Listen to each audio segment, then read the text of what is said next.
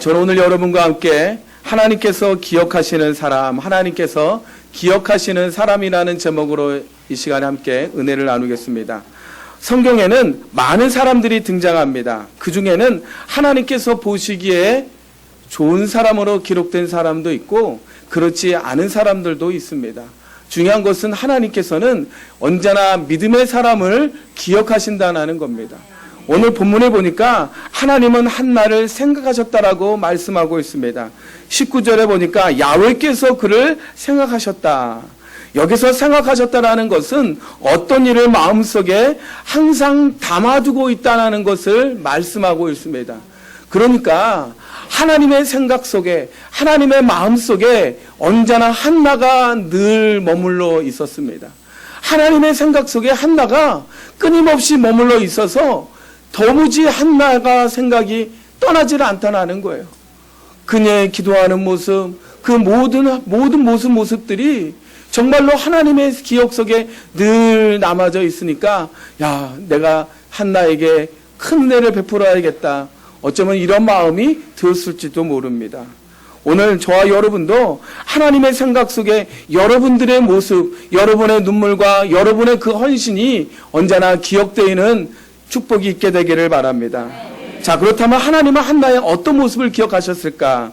그리고 하나님께서 기억하시는 사람은 과연 어떤 사람인가? 오늘 말씀을 근거로 해서 살펴보도록 하겠습니다. 첫 번째로는 하나님께서는 간절히 기도하는 사람을 기억하십니다. 우리 사무엘상 1장 2절에 보면 그에게 두 아내가 있었으니 한 사람의 이름은 한나요 한 사람의 이름은 분인나라. 분인나에게는 자식이 있고 한나에게는 자식이 없었더라. 엘가나에게는 한나와 분인나의 두 아내가 있었습니다. 그런데 한나에게는 자식이 없었어요. 아무리 노력을 해보았지만은 남편의 사랑을 많이 받았을 뿐이지 자식은 없었습니다. 그런데 이 둘째 분이었던 분인나에게는 많은 자녀가 있었어요. 그래서 성경을 보니까 아들들과 딸들이라고 표현을 하는 거 보면은 최소 아들 2명, 딸 2명이 있었구나라는 거를 우리가 짐작해 볼 수가 있죠. 많은 자녀가 있었던 것은 사실입니다. 당시에는 하나님의 최고의 축복이 무엇인가? 그 최고의 축복은 하나님께서 자녀를 많이 주시는 것이다라고 생각을 했습니다. 자녀를 많이 낳으면은 하나님이 많은 축복을 내려주시고 내가 하나님께 사랑받고 있구나, 이렇게 사람들이 생각을 했습니다. 반면에 자식이 없으면은 저 사람은 저주받은 사람이야, 그렇게 사람의 인식 속에 생각이 되었어요. 그러니까 당연히 분인나에게는 이런 생각을 했죠. 나는 자녀를 많이 낳았으니까 하나님이 나를 최고로 많이 사랑하셔. 나는 둘째 분인데도 불구하고 이렇게 나를 사랑하시잖아. 봐라, 첫째 분이었던 이 한나는 자식이 없지 않느냐. 하나님이 얼마나 저주를 내렸으면 자식이 없겠어. 그는 그렇게 생각을 했을 거예요. 그러니서 한나를 끊임없이 괴롭힙니다. 구박을 합니다. 더 그뿐이 아니에요. 남편 엘가나가 해마다 하나님께 제사를 드리는 날에 제물의 분깃을 분인나와 그리고 한나에게 각각 나눠주었다고 얘기합니다. 자, 그런데 한나에게는 특별한 것을 주었다고 얘기해요. 5절에 보면 한나에게는 갑절을 주니 이는 그녀를 사랑함이라. 그러니까 이 자녀가 많이 있는 분인나에게 이 제사장이 받았던 분깃을 더 많이 준 것이 아니라 이것은 제물의 양을 뜻하는 것이 아니라 제물의 질을 뜻하는 거예요. 여러분, 송아지를 잡았다 이런다면 여러분 어떤 부위가 제일 맛있습니까? 우리 한국 사람들이 선호하는 것은 꽃등심이잖아요. 예를 들어서. 그러니까 꽃등심을 줬다는 얘기가 아니라 그만큼 특별한 부위, 제일 맛있는 부위를 한나에게 주었을 거예요. 여보, 내가 당신을 이렇게 사랑해. 당신 자녀가 없으면 어때? 내가 당신을 사랑하는데. 그러니까 이렇게 이 남편의 큰 사랑을 받았어요. 그런데 이것으로서 위로가 되지를 않는 거예요. 이를 지켜보였던 분인나가 가만히 있겠습니까? 남편이 사랑한다, 애정 행각을 하게 되면은 분인나가 더 크게 화를 내고 분이 품고 있었던 거예요. 그래서 6절에 보면은 그를 심히 격분하게 하여 괴롭게 했다고 했어요. 이것을 6절과 7절에 계속적으로 강조한 것을 보게 되면은 야, 한나가 얼마나 이렇게 괴롭힘을 당했나 짐작해 줄 수가 있습니다.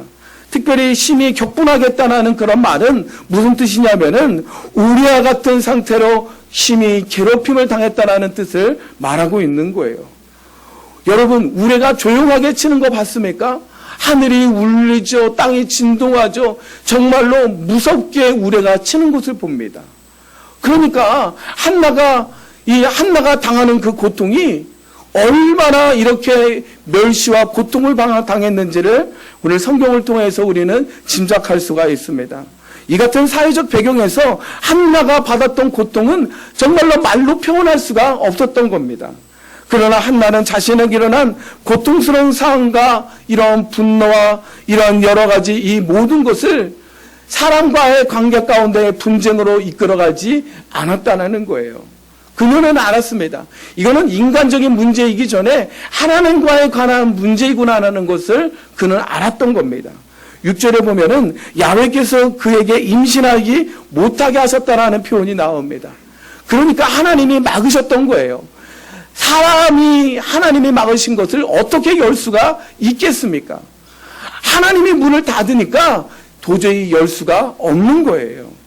그러니까 이것을 통해서 5절과 6절에 강조하는 것을 보면은 하나님은 이런 마음일 거예요. 그녀에게 정말로 저주를 내는 것이 아니라 하나님은 한나를 만나고 싶어 하신 거예요. 그녀가 가까이 하나님 앞에 나오기를 간절히 원하셨던 것이죠. 그렇습니다.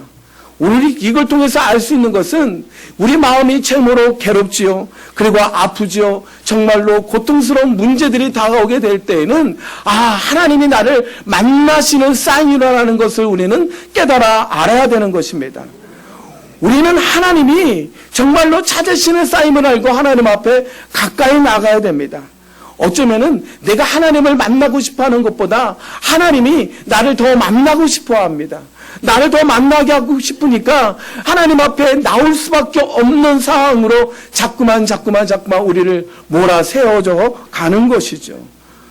왜 하나님이 우리를 찾으십니까? 그것은 우리의 기도를 원하시기 때문에 그래요. 그 기도를 통해서 하나님이 축복을 예비하고 계셨던 거예요. 하나님께서는 우리에게 좋은 것을 예비하고 계시는데 하나님과 뭔가 만나야지 되지. 하나님과 교제를 나눠야지 좋은 것을 주시지. 하나님께 오지 않은데 어떻게 하나님이 좋은 것을 줄 일이 있겠습니까?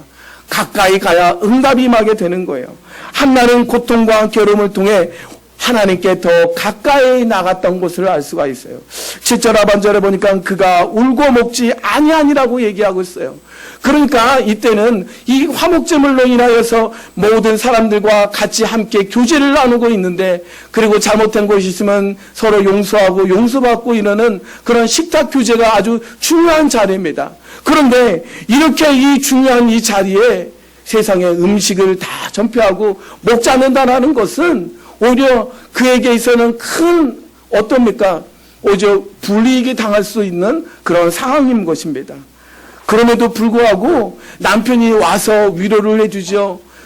먹어라, 먹고 힘내라, 먹고 힘내야 되지. 그럼에도 불구하고 남편의 위로를 딱 거절합니다. 왜 그렇습니까? 하나님, 나는 오직 하나님만 바라보겠습니다. 나는 하나님께 가까이 나가겠습니다. 그런 결단이 그에게 담겨져 있었다는 거예요. 그래서 이런 간절한 마음으로 하나님 앞에 나와서 자기의 고통을 호소하죠. 그의 눈물과 받았던 그 모든 서러움을 하나님 앞에 남김없이 눈물로 다 하소연합니다.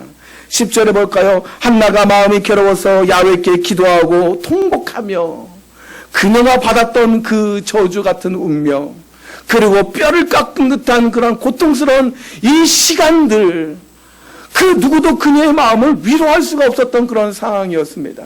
그래서 아픔을 가지고서 하나님 앞에 통곡하며 부르짖고 있는 거예요.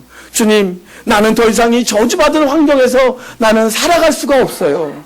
하나님, 나는 더 이상 이 고통스러운 시간을 보낼 수가 없습니다. 쓰리고 아픈 내 마음을 갖고는 어떻게 내가 평생을 살아갈 수가 있겠습니까? 하나님이여, 나를 불쌍히 여겨 주옵소서. 나를 생각하여 주옵소서. 그는 가까이 하나님 앞에 가서 부르짖었던 것입니다.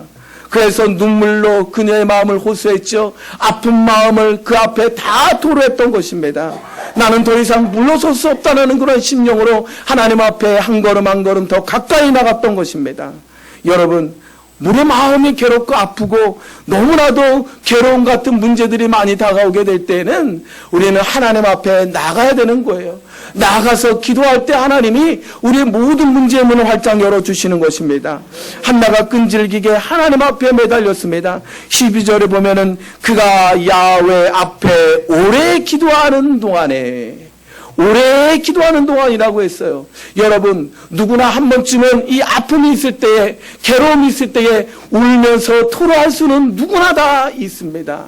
하지만 오래 동안 기도하는 것은 여러분 쉽지가 않아요.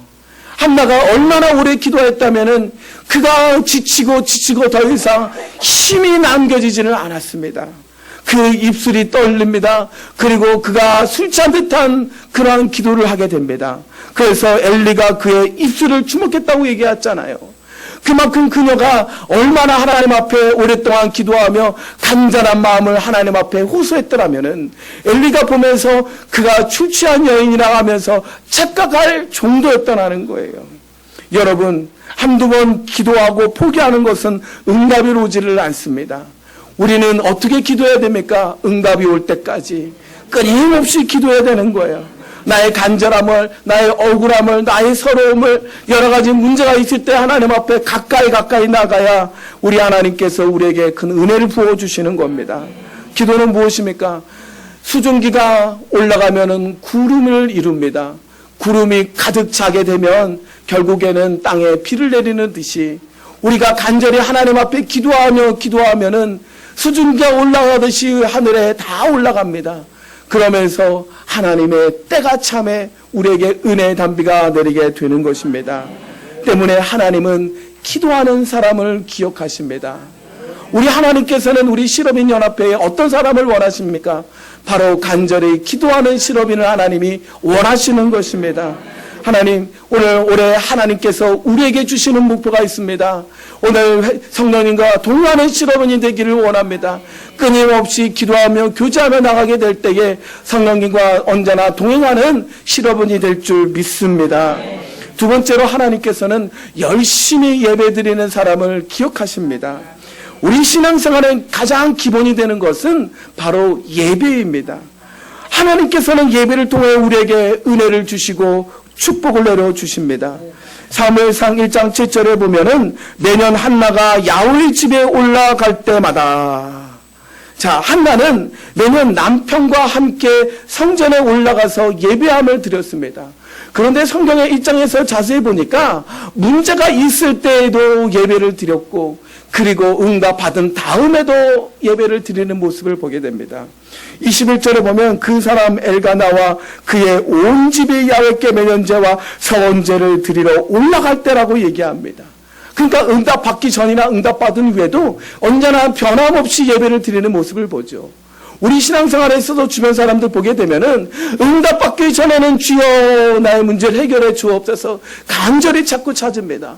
응답받고 치료받고 복받게 되면은 그냥 신앙생활이 뜸뜸해하는 것을 많이 보게 됩니다. 하지만 그러면 하나님의 진정한 복을 누릴 수가 없는 거예요. 오늘 본문에 보면은 매년제와 서원제가 나와져 있는데, 자, 매년제는 요즘 말로 하면은 정기적인 예배를 말하고요, 서원제는 특별한 예배를 말하고 있습니다. 그러니까 성경은 다른 것을 몰라도 한나는 예배만큼은 열심히 했다는 것을 보여주고 있는 거예요. 왜 그렇습니까? 예배를 드리면 많은 복을 받기 때문에 그렇습니다. 하나님께서는 우리들의 예배를 받아주시고 하나님의 큰 영광을 받으십니다.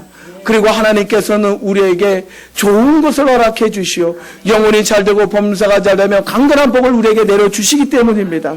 그렇기 때문에 언제나 예배는 소홀히 여기면 안 되고 늘 최선을 다해야지 돼요. 그럴 때마다 하나님이 우리에게 은혜를 부어주시기 때문에 그래요.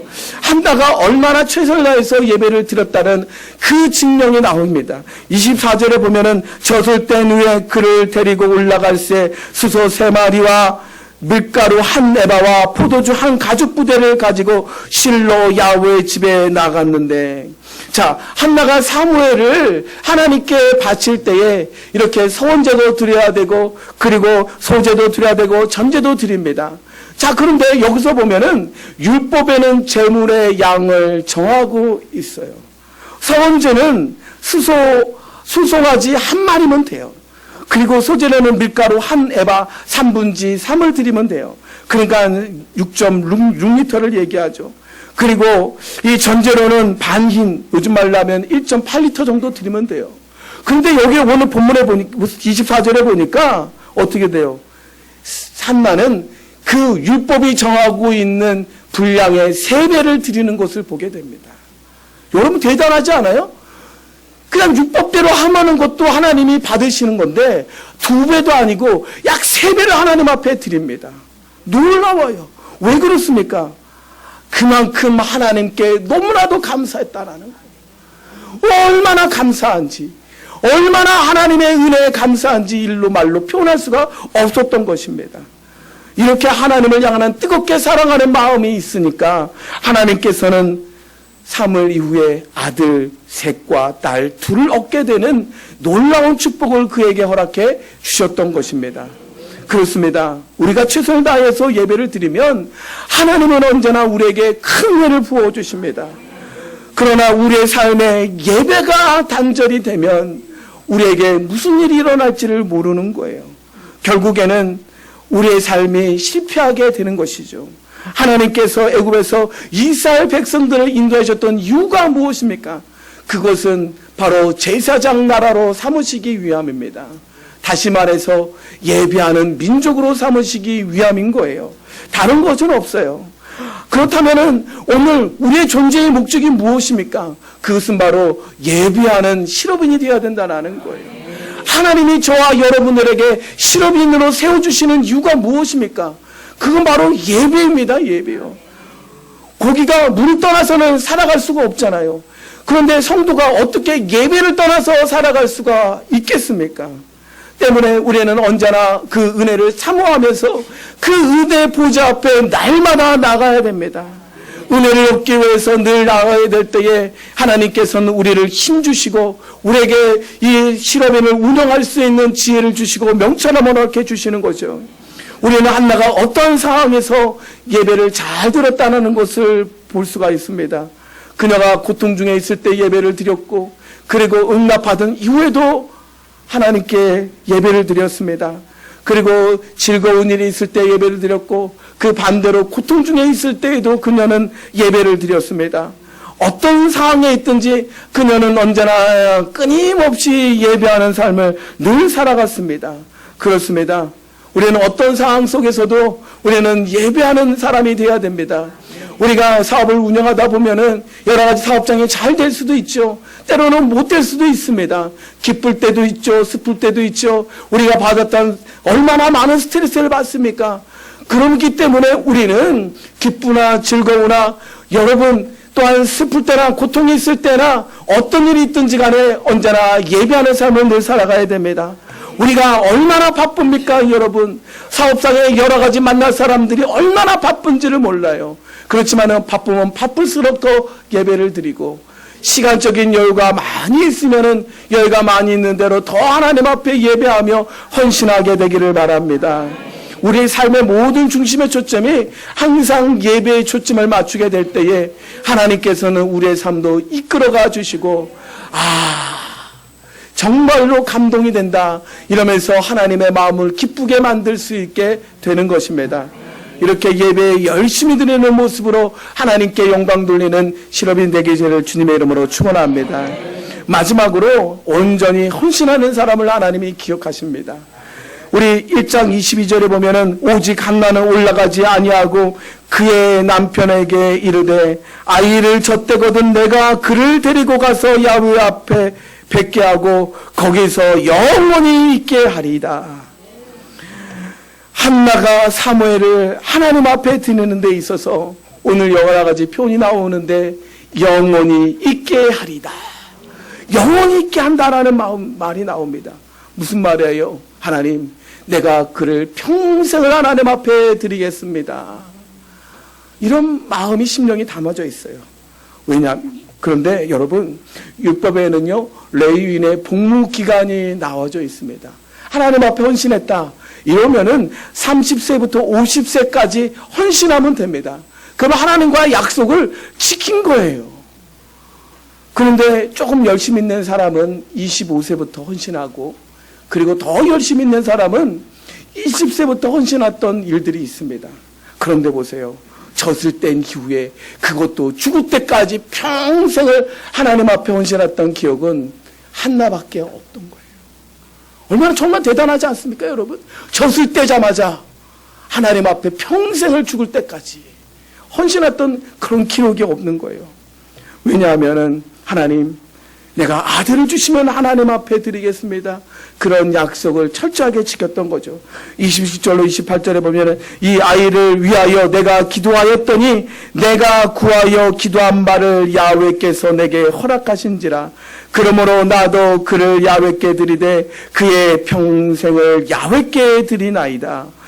하고 그가 거기서 야훼께 경배하니라. 여러분, 참 저도 이 막내 그거 있지만은, 저도 지금 그 나이 41살에 그 늦둥이를 낳았거든요. 그런데 생각을 해보세요. 늦둥이도 나는 지금도 이렇게 이게 이쁘다고 막 이러면서 아이고 왔어 이러면 또닥또닥 해주고 그러는데, 그런데 이 아이 보세요. 아직 젖을 떼잖아요. 그러면 아직도 엄마의 손길이 많이 있는데 그 아이를 어떻게 떠나버릴 수가 있겠습니까? 쉽지가 않아요, 여러분. 이 아이가 어떤 아이인가요? 그냥 쉽게 낳은 아이인가요? 아니요. 그냥 쉽게 낳은 아이도 떠나보내기가 쉽지가 않아요. 기도하죠. 눈물 흘렸죠. 그동안에 받았던 그 서름과 아픔, 그 가운데서 태어난 아기가 사무엘이었어요. 그런 아들을 그냥 하나님 앞에 드립니다. 떨어져 지내야지 돼요. 얼마나 그리웠겠습니까? 얼마나 생각났겠습니까? 그런데도 불구하고 하나님을 사랑하고 하나님의 약속이니까 먼저 드리잖아요, 여러분. 왜냐하면 한나가 얼마나 하나님을 더 사랑했는지 알 수 있는 그러한 대목인 거예요. 여러분, 그녀는 기도 응답받은 것으로 만족하지 않았어요. 하나님께서 받은 그 축복으로서 만족하지는 않았어요. 온전히 하나님 앞에 헌신하는 삶을 그녀가 살았다는 것을 보여주고 있습니다. 그래서 가장 소중한 아들이라 할지라도 하나님 앞에 드릴 수 있던 것이에요. 그것도 평생을 드리지 않았나요? 오늘 여기서 우리가 생각해 볼 일이 있어요. 만약 한나가 하나님께 드리지 않았더라면 어떻게 되었을까? 어쩌면 사무엘은 하나님 앞에 위대하게 쓰임받는 기회를 놓치고 말았을 것입니다. 그리고 하나님께서는 한나를 기억하시지는 않았을 것이죠. 그런데 한나는요, 하나님 앞에 드림으로 말미암아 하나님이 기억하시는 여인이 되었지요. 그리고 사무엘은 당대하게 위대하게 쓰임받는 하나님의 종으로 쓰임을 받을 수 있었던 것입니다. 그렇습니다. 우리는 지금까지 얼마나 많은 은혜를 받았습니까? 오늘 저와 여러분이 지금 이 시업인 여기까지 오기까지가 하나님께서 받은 바 은혜가 너무나도 많이 있습니다. 그 간증을 한 명씩 다 들어보게 되면은 아마 1년 12달 이 강단에서 얘기를 들어도 아마 부족할 거예요. 우리는 죽을 수밖에 없었습니다. 그러나 예수 그리스도의 십자가의 은혜로 우리는 구원을 받았어요. 우리는 저주 아래 살아갈 수밖에 없는 우리였지만 예수님께서 저주를 받은 바 되사 아브라함의 복을 받았잖아요. 우리는 약하고 질병 가운데 고통받을 수밖에 없지만 주님의 채찍에 맞음으로 우리는 나음을 입었잖아요. 이 은혜를 어떻게 다 헤아려 볼 수가 있겠습니까? 한 걸음 한 걸음 주님의 인도하셨다라는 것 걸은 것을 보면은 우리는 하나님의 은혜였습니다라고 고백하게 됩니다. 우리 삶을 돌이켜 보면은 하나님의 은혜밖에 남지는 않아요. 진정 내가 은혜 받았더라면은 우리도 한나와 같이 일생을 주님 거에 귀한 곳으로 드려야 하는 삶을 늘 살아가야 되는 것입니다. 마가복음 14장에서 마리아가 자신의 귀한 옥합을 가지고 주님께 나아갔습니다. 주님이 그동안에 우리 가정에게 베풀어줬던 은혜를 생각하면 내가 평생 결혼하려고 모았던 이 결혼 자금을 다 주님께 드려도 아깝지가 않았던 거예요. 그러면서 그가 눈물을 흘리며 기쁨과 감동으로 예수님의 머리에 붓습니다. 주님이 그것을 보고 얼마나 감동이 되는지, 이 복음이 전하는 곳곳마다 이 여인이 행하는 일들도 기념하라고 말씀하고 있어요. 우리도 지금까지 이 여인이 행했던 일들을 기억하고 있잖아요. 하나님께서는 그녀의 온 정성과 주님을 뜨겁게 사랑하는 마음을 기억하셨던 것입니다. 그렇습니다. 우리가 이처럼 주님의 은혜에 감사하는 마음으로 온전히 헌신하게 될 때에 하늘의 문이 활짝 열리게 되는 것입니다. 그래서 하나님은 우리의 영혼을 더 윤택하게 하시죠. 우리의 범사는 하나님이 언제나 동행하여 주어서 어디로 가는지 늘 승리케 하시죠. 날마다 우리가 더 건강하여서 주를 더 열심히 섬길 수 있도록 하나님이 우리에게 큰 은혜를 베풀어 주십니다. 그러므로 여러분, 우리는 너무나도 약해도 상관없어요. 하나님, 나는 이로 약합니다. 나는 나이가 많습니다. 나는 가진 것이 없습니다. 여러분, 이것이 하나님께 헌신하는데 무슨 장애물이 됩니까? 나이가 무슨 장애물이 돼요? 물질이 무슨 장애물이 됩니까, 여러분? 하나님은 그것으로서 영광 받으시는 하나님이 아니신 거예요. 하나님께서는 우리의 하나님을 향하는 온전한 사랑을 하나님이 원하십니다. 하나님께서는 우리 사랑하는 실험이니 하나님 앞에 온전히 헌신하여서 하나님을 기쁘게 만들고, 정말 감동된다. 그러면서 하나님의 마음속에 여러분들의 그 행하는 그 모든 얼굴들이 계속적으로 맴돌기를 바랍니다. 그래서 하나님은 여러분을 통하여서 더 크신 일들을 행하시기를 주님의 이름으로 축원합니다. 여러분, 하나님이 기억하시는 사람은 어떤 사람인가요? 간절히 기도하는 사람을 하나님이 기억하십니다. 열심히 예배드리는 사람을 하나님이 기억하셔요. 온전히 헌신하는 사람을 기억하십니다.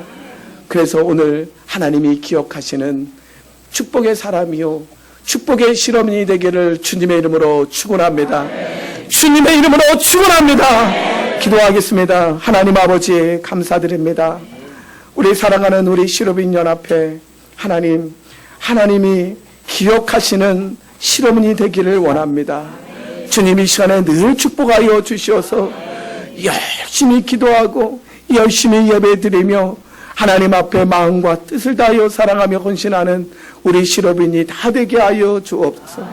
이 시간에 우리가 기도할 때도 하늘의 문을 열어주시고 은혜 담비를 부어 주시옵소서.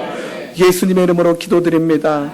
아멘. 주여, 3차가 다 같이 기도하겠습니다. 주여, 주여, 주여. 할렐루야. 좋으신 우리 아버지 하나님 감사합니다. 오늘 하나님께